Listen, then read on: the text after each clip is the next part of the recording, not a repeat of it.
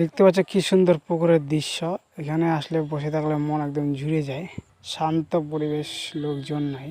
এখানে একা আসে বসে থাকার মজাটাই আলাদা। প্রকৃতির অপরূপ মায়ার এখানে আসলে একটা একদম মন ভরে যায় আসলেই। এখানে গাছপালা ছিল, কাটে দিয়েছি। সাইকেল ধরে চলে আসছে। এখানে ফিল আছে, একা যখন আসে রাস্তা এখানে শুনশান পরিবেশ, লোকজন নাই। হালকা পাতলা একজন লোকজন পাবে, তাছাড়া লোকজনই পাবে না এখানে।